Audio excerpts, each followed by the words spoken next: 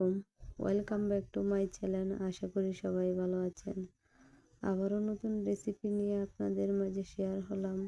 কক্সবাজারের বিখ্যাত চিংড়ি মাছের বালাচাও রেসিপি। এই রেসিপিটা অনেক ভাইরাল, আপনারা অবশ্যই জানেন। অনেকেই ট্রাই করেছেন। যারে যেসব বিজনেস করে তারা এই কালাচাউটা সেল করে, সেভাবে আপনাদের সাথে শেয়ার করব। আশা করি ভিডিওটা শেষ পর্যন্ত দেখবেন, তাহলে আপনারা আমার মতো তৈরি করে নিতে পারেন। এখানে আমি চিংড়ি মাছ নিয়েছি, আপনারা চাইলে বড় সাইজেরও চিংড়ি মাছ নিতে পারেন। এখানে আমি কক্সবাজারের শুকনা চিংড়ি মাছগুলো নিয়েছি, ভালো করে ধুয়ে পরিষ্কার করে ছেঁকে নিয়েছি। আর এখানে আমি হাফ কেজির মতো আমি পেঁয়াজ কুচি করে নিয়েছি, আর এখানে 1 কাপ পরিমাণ রসুন কুচি করে নিয়েছি। রান্নাটা করার জন্য আমি ফ্রাই প্যান গরম করে দিয়ে দিব এখানে পরিমাণ মতো তেল। তেলের পরিমাণটা একটু বেশি করে লাগবে। ডুবো তেলে এই পেঁয়াজ, রসুন, চিংড়ি মাছগুলো ফ্রাই করতে হবে।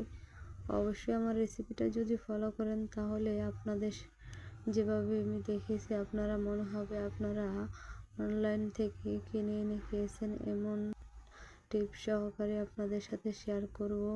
অনেকে আপনাদের গোপন যে মশলাটা ইউজ করে সেটা আপনাদের সাথে শেয়ার করে না। অবশ্যই আমি এই ভিডিওতে আপনাদের সাথে সেটাও শেয়ার করব, আপনারা যাতে পারফেক্টলি তৈরি করে যা রান্নার পর আপনারা সে টেস্ট পান। সেই টেস্টটা পাওয়ার জন্য অবশ্যই সিক্রেট মশলাটা আপনার সাথে শেয়ার করব।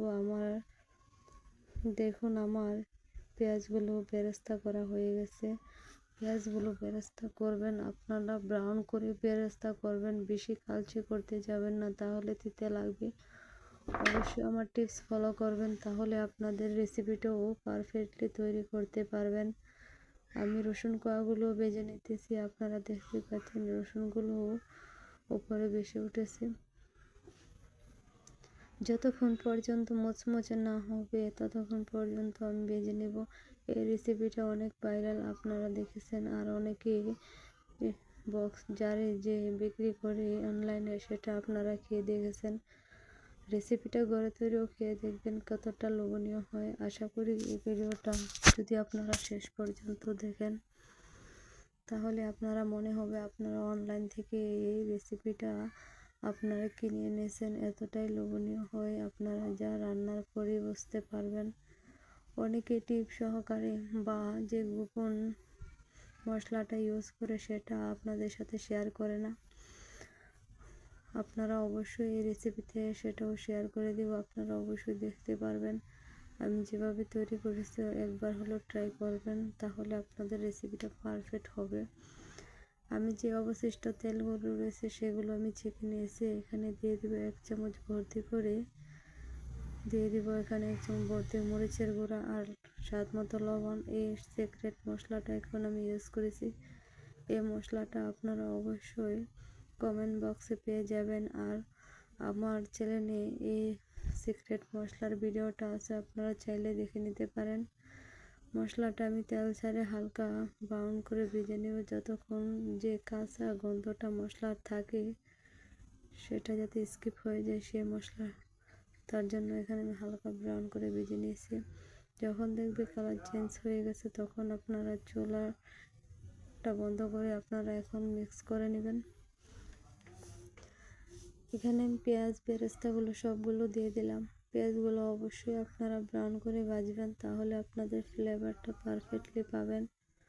আর এখানে রসুন কোয়াগুলো ভেজেছি সেগুলো আমি অ্যাড করে দেব। একে একে আমি সবগুলো অ্যাড করে দেব। আপনারা আমার রেসিপিটা অবশ্যই ফলো করবেন। আর আমার চ্যানেলে যারা নতুন আছেন অবশ্যই সাবস্ক্রাইব করবেন আর বেল বাটনটি ক্লিক করে দেবেন, নতুন নতুন ভিডিও আপলোড করার সময় আপনাদের নোটিফিকেশনে যাতে চলে যায়। অবশ্যই আমার মনের রেসিপিটা ফলো করে আপনারা আমার ফেসবুক পেজ ফলো করবেন। আর আমার চ্যানেলে যারা নতুন আছেন তারা অবশ্যই আমাকে সাপোর্ট করবেন, কমেন্টে জানাবেন। এখানে চিলি ফ্লেক্স দিয়েছি 2 চামচের মতো, আপনারা চাইলে কম বেশি করে অ্যাড করতে পারেন। এভাবে বালাচাও তৈরি করে আপনারা একটি স্ট্যান্ডার্ড বক্সে যে কোনো নর্মাল ফ্রিজ বা বাইরেও 15 দিনের মতো সংরক্ষণ করে রেখে দিতে পারেন। আর এটা তৈরি করে আপনারা কাঁচামরিচ সরিষা দিয়ে আপনারা তৈরি করে খেয়ে দেখবেন, এতটাই মজাদার যা গরম ভাতের সাথে আপনারা যদি খান মাছ মাংসকে সবকে হার মানাবে। এই রেসিপি এতটাই লোভনীয়। আশা করি আমার ভিডিওটা আপনাদের কাছে পছন্দ যদি হয় তাহলে অবশ্যই কমেন্টে জানাবেন আমার রেসিপিটা কি আপনাদের কাছে পারফেক্টলি হয়েছে কিনা, সেটা আমাকে কমেন্টে জানাবেন। এই পর্যন্ত সবাই ভালো থাকবেন, সুস্থ থাকবেন। আর আবারও নতুন কোনো ভিডিও নিয়ে আপনাদের মাঝে শেয়ার হব। সেই পর্যন্ত সবাই আমার জন্য দোয়া করবেন, আমার সাপোর্ট করবেন। আর আমার ফেসবুক পেজটা অবশ্যই ফলো করতে ভুলবেন না।